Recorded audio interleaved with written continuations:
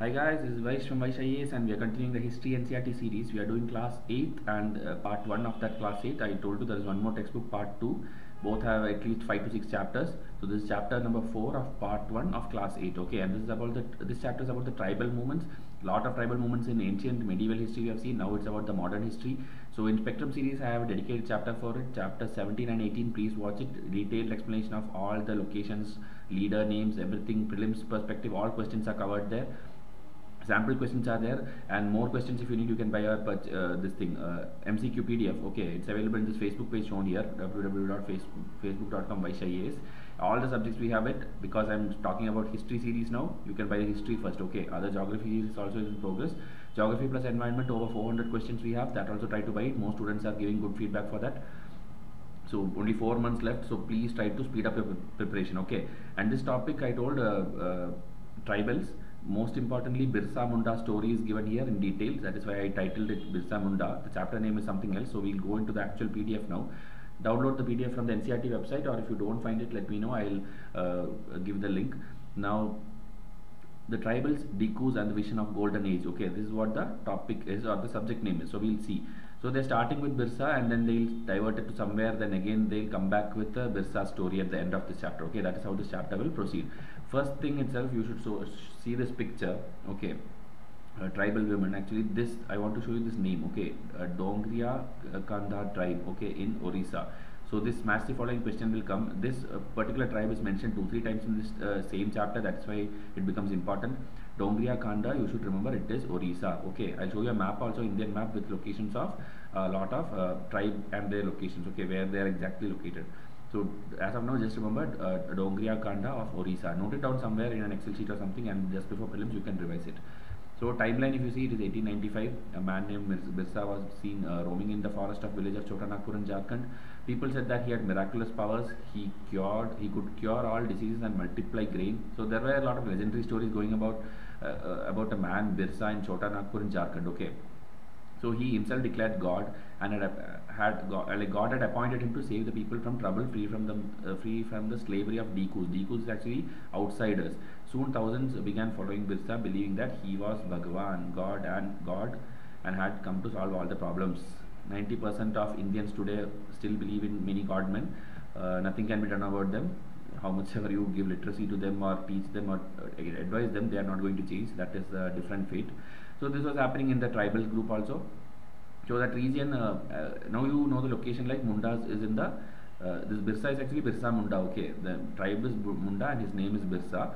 So in Chota Nagpur, related to other tribes are Santals and Oravons. So like that, relatively if you study, you will be able to retain in your mind. Okay, Mundas, Santals and Oravons are on the same location, Chota Nagpur in Jharkhand. Okay, please remember these three. Never make a mistake in any massive following. Okay, Mundas, Santals, Oravons. Now, their familiar life seem to be disappearing. So again, British rule comes, everything will get spoiled. Their usual lifestyle getting threatened, religion in danger. Okay, whenever religion is touched, Indians cannot, withstand it. They'll obviously go against them. Else go and kill them, go and hit them, go and beat them. They won't do anything. But that's their religion, and they'll be like warriors. Okay, that's a advantage and disadvantage both of the Indians. That's again something which I don't want to comment more. Okay. So, who were the outsiders being referred to as Diku? So, these are the questions you will be able to answer once you finish this. Okay, pause it and see if you want. Okay, I'll cover every point. Now, customs, rituals, different from the Brahmins, obviously. Tribal groups had their own customs and rituals. Societies also did not have sharp social division. You know, like it's the Brahmanas only who did all this split up. Okay, Vaishya, Shudras and all. These tribal people and all were much more peaceful and much more equal, egalitarian society, you can tell. Okay, then common ties, common relation. Okay, and now the occupation. Now June cultivation we have seen multiple times from class 6 to class 8, and in geography also it was there. Different names of June cultivation in different countries and different states in India. Everything I have told you in detail in those chapters. So you know, it's like some forest area will be there. They'll cut the trees and they'll burn it, and then the ashes will be there, and there they will broadcast the seed. That is the term they use. Okay, not they use, like historians or we people use, like broadcast the seed. That is, they scatter the seeds on the field instead of plowing the land and sowing this. There is no plowing and then orderly what is it, sowing the seeds. Okay, it is just scattering in that ash. Okay, that ash whichever is there after firing, that place. Okay, and then once the crop was ready and harvested, they move to another field. So they leave it so that it automatically gets replenished, and that time the land is called fallow. Okay, fallow land, here it's shown a field which is left uncultivated so that the fertility is recovered. That is fallow land. Now sal, you know, it is a tropical deciduous tree. In geography I have covered. Okay, sal, teak and all. Then a mahua is a flower that is eaten or used to make alcohol. So just terminologies, whenever you see next time, you should be able to understand what each of these things are. Okay, shifting cultivators were found in the hilly and forested tracts of northeast and central India. So shifting cultivation was almost everywhere. Okay, so northeast, central India and all. Tribal people depended on free movement within the forest, on being able to use land. Okay, because this is the method they do. Then if Britishers come and they tell like, okay, this is your territory, that is your territory, you should not go here, you should not go there. Obviously they will not like it, because they believed in this movement kind of thing only. Okay, grow somewhere, then move, then again settle somewhere else, then again move. So Britishers came and spoiled everything. That is the gist of it. Now this again, Dogria Khanda. This is why I told these pictures are being shown. So please, Dogria Khanda is in Orissa, don't forget. And the other three which I showed were in Chota Nagpur Plateau. Try to recall those three names. Now again another name, Khons community in Orissa. Okay, I think it's one and the same only, but try to remember. Okay, Dogria Khanda, Orissa. Khons, Orissa. Okay, they ate fruits and roots collected from forest, cooked food, oil, extra. So everything, they're depending completely on the forest resource. Okay, sal, mahua, I told you what it is. Then they used many forest shrubs, medicinal purposes. Forest produce was sold in the local market. Local weavers and leather workers turned to the Khons when they needed supplies of kusum and palash flowers for color, to color their clothes. Okay, so forest resource, they were like the only power, you can tell. Okay, they were the ones who were growing it, they were using it themselves, they were selling it to the market, everybody depended on them. So they were ruling the forest actually. But these people, Britishers, will come and set restrictions. Okay, this is the map which I told. It's very important, very helpful map. Try to screenshot it or try to take a printout and keep and see before prelims. Okay, Saharia and Bhil are in this area, Rajasthan or western area, you can tell. Gujars, if you see, Gujars is here also, it is here also in Himachal. So don't think like Gujars is only here. Okay, Banjara is in Maharashtra. Mala ruler is in like Kerala, Tamil Nadu region. Koya, if you see, it's here also and it is here also. Okay, in the Orissa region also, Andhra Pradesh region also. Banjara is again here. Gonds, if you see, that multiple place. Okay, central India, everywhere Gonds are there. Then the other one, Santal, Munda and Oraon. I told you, Chota Nagpur Plateau in the Jharkhand region. Santal is again spread to West Bengal. Then Khasi, you know, it is in Meghalaya. Naga, obviously in Nagaland. Meiti is in Manipur. Riang is in Tripura. Okay, these states, 7 sisters, you should be knowing. Okay, even if it's not marked, you should know which is Tripura, which is Mizoram. That is very basic thing which even 10th standard or 6th standard students you should know. Okay, so UPSC aspirants should not confuse like this is Mizoram or that is Manipur, this is Nagaland. Very basic things you should know, and which is the border country here. Myanmar is here, Bangladesh here, China here, Nepal, Bhutan. Border length also, I have told you a trick in the geography series, how to remember the order in which has the longest boundary, which has the shortest boundary. Okay, 8 countries are there. Try to find out. Trick I will tell you, BCPN MBA. Okay, BCPN MBA. That is the trick of order of countries in the lengthwise, which shares the most longer boundary. Okay, so again, like that, lot of tricks are there. Geography series, go and watch it. It will be very helpful for you in prelims. So we'll continue here. They are again telling about how they did the trade and all. This is all pre-British. Okay, and now here one term is that Baigas. Okay, Baigas, in the map also you can see Baigas of central India. They are reluctant to do work for others. Okay, here Baigas, Banjaras, Gonds. Okay, the Baigas saw themselves as the people of the forest. Okay, who could only live on the produce of the forest. It was below the dignity of Baiga to become a labourer. So when Britishers came and told them to work in any plantation or anything, they did not like it. They preferred to be the ruler of themselves. Now after that, traders came around with things for sale and sold the goods at high prices. So now trade and all is changing. People, middlemen are involved, money lenders are involved. So outside evil forces, that is what they call the Dikus also. Okay, the chapter name also was Diku. Okay, here you can see tribals, Dikus and the vision of a golden age. Okay, so they started seeing all these people as enemies. Okay, animals related some things are there. Maybe match the following question can come. So that is why again they depend on this movement. Okay, if grass is exhausted in one place, they have to move to some other place because they were primarily pastoralists. So now this match the following, like Van Gujars of the Punjab hills and Labadis of Andhra Pradesh, they were cattle herders. Okay, so one Gujars I showed you in the western side, and Labadis is of Andhra Pradesh, both were cattle herders. And Gaddis of Kulu, again North India, were shepherds. Okay, try to make a note of this or try to remember this. Bakarwals of Kashmir reared goats. Okay, I think in our MCQ PDF also one massive following question will be definitely there, picked up from here. So try to buy that. So try to remember these. Okay, cattle herders, shepherds, and goat rearing, which all tribes and which all location. That's also important. So again, this again stories actually about a lot of festivals. I don't think UPSC will go in that much detail. They have gone in the past sometimes, but it's very difficult to remember. Okay, most of the things like Adivasis in Central India, the Baigas were known as the best hunters. Okay, Baigas in Central India I showed you. Baisak is the firing of the forest took place. The women gathered unburnt wood to burn. Men continued to hunt. Then from Asad to Badon, the men worked in the fields. In Kuar, the first fruits of beans were ripened, and Kartik Kutki became ripe. So this is very difficult to remember. I personally don't suggest you to remember all these things, but I'm just highlighting some keywords which is shown here. Winnowing, okay, Aghan, every crop was ready, and in Pus, winnowing took place. Okay, Pus was the also time of dances. I think we should skip this. Okay, these words I have not seen in any past previous question papers, but there were the strange names of tribe names and locations and festivals. Sometimes even in 2017 there was a festivals of tribes vastly following. Okay, Gond, Santal and all was there in one side, and some festival names were in the other side, and everything was wrong also. Only one statement was correct inside that, in that question. See the 2017 analysis, you will understand what I am talking about. Okay, this is again a picture, Santal girl, that is again the Chotanagpur region carrying firewood, Bihar region that time there was no Jharkhand. Then some took to settled cultivation. Bewar, here one term you can see, term used in Madhya Pradesh for shifting cultivation. So even if you cannot remember every term in every location, these boxes which is given in NCERT, try to remember that. Okay, Bewar is the shifting cultivation practiced in Madhya Pradesh, that is in central India, Bewar. Okay, now again cleared the land, rights on the land, basic things which whatever I told you, they are again telling.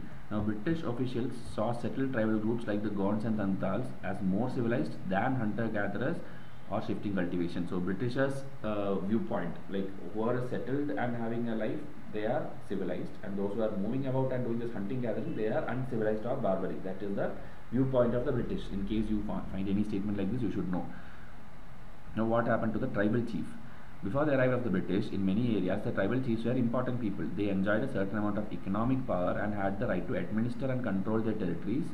In some places they had their own police and decided on the local rules of land and forest management. So pre-British traits of tribal chiefs, these are the points. Okay, economic power, administrative power, controlling the territories, own police, land and forest management, everything. Okay, under British rule now what will happen? The functions of the power of the tribal chiefs changed considerably.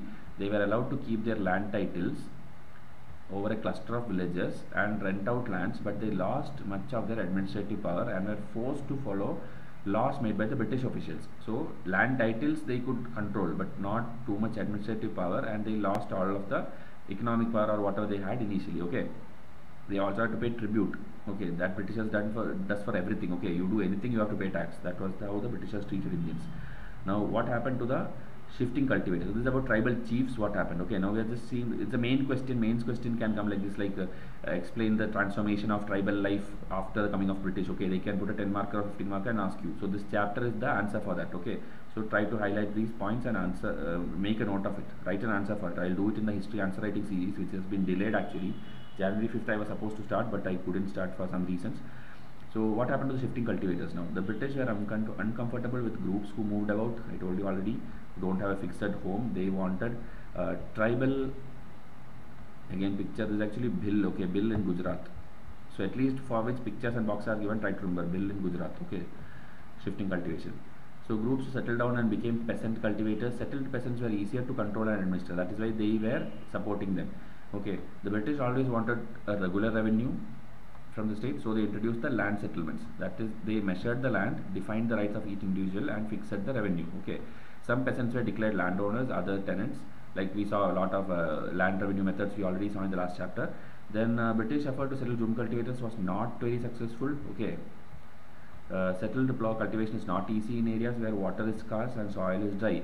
In fact, Zoom cultivators who took to plough cultivation often suffered since their fields did not produce good yield. So because now it's not the original ash fire or that fallow land concept, it is like fixed land, so it's like not turning out to be flourishing agriculture. They are not getting much yield. Okay, again pictures are shown. Tribal workers in a rice field in Andhra Pradesh. It is okay, rice field in Andhra Pradesh. Andhra Pradesh, I told you one name, Labadi or something, who does the cattle herding. Now forest laws and their impact. So British forest law will come. You know, even now it is there. The Indian Forest Act, I think 1927 is the time. Okay, so with the actual law is there. So changes in forest laws had considerable effect again on tribal lives. The British extended their control over all forest and declared the forest were state property. Okay, forests were declared state property. Tell me in comment section today's which list it comes, union list, state list or concurrent list. Where does forest come? Okay, tell me in comment section. In these forests, people were not allowed to move freely, practice Zoom cultivation culture. So everything was banned. Okay, now then British stopped the tribal people from living inside forest. They faced a problem. From where would the forest department get its labor to cut trees for railway sleepers and to transport logs? So they are just telling, because later you know, Dalhousie will come and then railway tracks had to be set up. So obviously they need laborers. So from where they will get if people are in conflict like this? The horizontal planks of wood on which railway lines are laid. Okay, that is the sleeper, not the sleeper coaches. The horizontal planks of wood on which the railway lines are actually laid. Okay, that is called sleeper. Now, who lived in the villages would have provided labor to the forest department to cover the forest. So many. Okay, nothing much. Again, cheap labor supply from these tribal areas. In this land, English is okay, not required. It's again some poem kind of thing. Again a picture, Godara woman weaving. Okay, try to find out which state it is. Godara. Many tribal. Here one important term is there. Songram Sangama in 1906 in Assam. Okay, it is a revolt actually against the Britishers, obviously, by the tribal people in Assam. So this location can be asked. Songram Sangama, revolt of Songram Sangama. Okay, the problem with trade.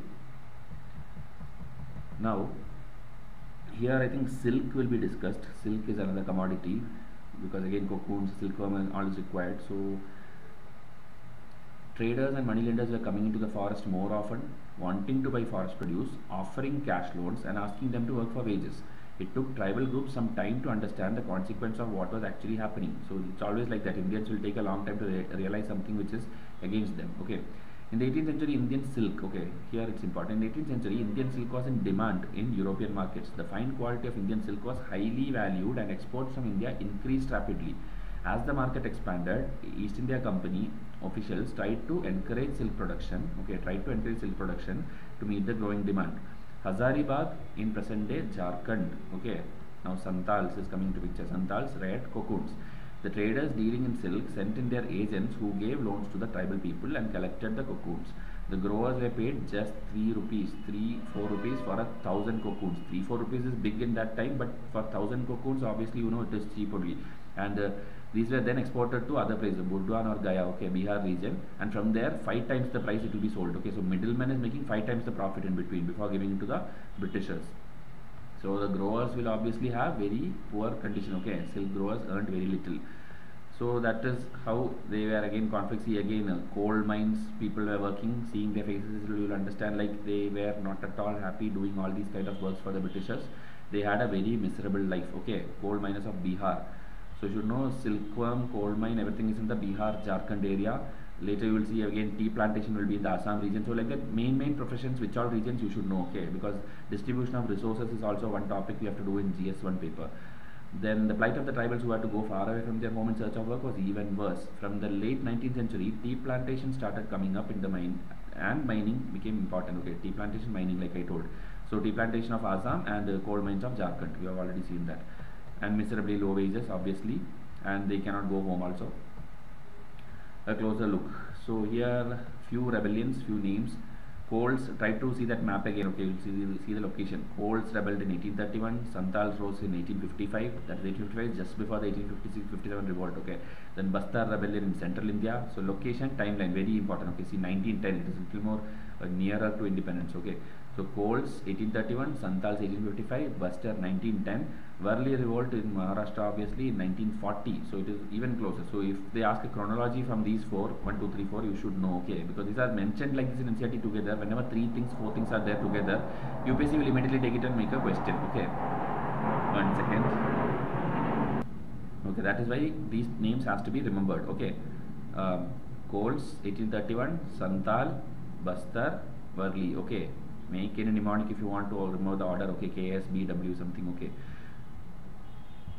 then Birsa Munda. Okay, this is how this chapter will end with a long story about who actually Birsa Munda is. This person is in news this year. Okay, 2000 that means 2017 he was in news. Try to find out. Just Google Birsa Munda Hindu news. You will get it. Okay, he was in news, so there is a chance that question will come. So that this page becomes important. Okay, he was born in the mid 1870s. The son of a poor father. He grew up around the forest of Bahonda, grazing sheep, playing the flute, and dancing in the local akhara. Forced by poverty, his father had to move from place to place looking for work. As an adolescent, Birsa heard tales of the Munda uprisings of the past. Okay, there were past also uprisings there, so he knew about all this. Sirdars is actually leaders, okay, like Sardar. Sirdars are leaders of the community urging people to revolt. Okay, leaders of the community urging the people to revolt. That is their role. They talked of a golden age when the Mundas had been free of the oppression of the Dikkus and said that there would be a time when ancestral right of the community would be restored. Okay, telling about an old golden age. The Sirdars used to urge these people to come and revolt. They saw themselves as the descendants of original settlers of the region and fighting for their land. That is Mulk Ki Ladai. Okay, they were focusing on this only, fighting for their own land, and they have to win back their kingdom. So that is the Munda story. Now what is Birsa's role? Birsa went into local missionary school, okay, and listened to sermons of missionaries, the Christian missionaries.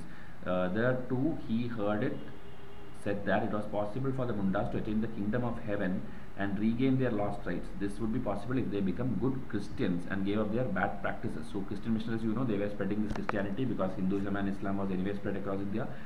Now later Birsa also spent time in the company of a prominent Vaishnav preacher. So you should know his relation with all the religions. Okay, Birsa Munda had this studied in Christian missionary. He had an engagement with a Vaishnav preacher. He wore the sacred thread and began to value the importance of purity and piety. Okay, so religious wise, whatever Birsa Munda details you need, it's there. Now he was deeply influenced by the ideas he came in touch with in the growing up years. His movement was aimed at reforming tribal society. Okay, that was his aim. So he urged the Mundas to do this. Okay, give up drinking liquor, clean their village, stop believing in witchcraft and sorcery. Okay, but we must remember that Birsa also turned against these missionaries and Hindu landlords. So he was in Christian missionary school. He was engaged with the Vaishnava preacher, but he was against missionaries and Hindu landlords. Okay, and these points, whatever is highlighted is important. Okay, 1895 now. Okay, 70 he was born, so around 25 years of age. Urged his followers to recover their glorious past. He talked of a golden age again. Okay, Satyug, the age of truth, when Mundas lived a good life, constructed embankments, tapped natural springs. They had a very good life. Okay, orchards, cultivation. Okay, they did not kill their brethren and relatives. They lived honestly. Birsa also wanted people to once again work on their land, settle down and cultivate their field. Okay, this is what he wanted. What worried British officials, okay, this is again important, is the political aim of Birsa. Okay, this kingdom thing, setting up their own kingdom, that and all will be problem for him. Else they don't care. Okay, now, so he wanted to drive out everyone, missionaries, moneylenders, Hindu landlords and the government, and set up by the Munda Raj with Birsa at the head. So that was his aim. The movement identified all these forces as the cause of misery the Mundas were suffering. The land policy of the British were destroying their traditional land system. Hindu landlords and moneylenders were taking over the land, and missionaries were criticizing culture. So culture is gone, land is gone, economy is gone, traditional system is gone, everything is being destroyed. Okay, as the movement spread, the British officials decided to act. They arrested Birsa in 1895, convicted him on charges of rioting, and jailed him for 2 years. So obviously 1897 he'll come out. After coming out, he told this thing. Okay, destroy Ravana, that is Dikkus and Europeans is what he's referring to, and establish a kingdom under his leadership. Birsa's followers began targeting the symbols of Dikku and European power. They attacked police stations, churches, raided the property of moneylenders, zamindars. They raised the white flag as a symbol of Birsa Raj. Okay, so recently his statue was there in news. Again, I am telling you, try to find out that news item. Okay, so white flag as a symbol of British Raj. Okay, sorry, Birsa Raj, I told British Raj. Okay, as symbol of Birsa Raj, white flag was raised. 1900, Birsa died of cholera. Okay, it's not like they killed him or something. Natural reasons he died. Okay. However, the movement was significant in at least two ways. First, it forced the colonial government to introduce laws so that the land of the tribals could not be easily taken over by the Tikus. Okay, so they checked the entry of moneylenders and outsiders. Okay, that's the first thing which Britishers did.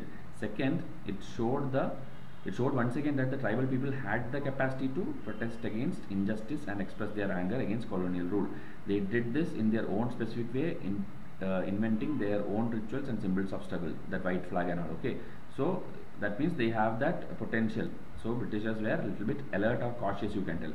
Why do we need cash? There are many reasons. Tribals and other social groups elsewhere do not wish to produce. It's about some Papua New Guinea. It's a different elsewhere box. Okay, we don't need that.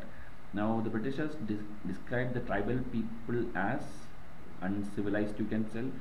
The method of sowing seeds in Zoom cultivation is known as broadcasting. Okay, the tribal chiefs got land titles in central India. We saw that.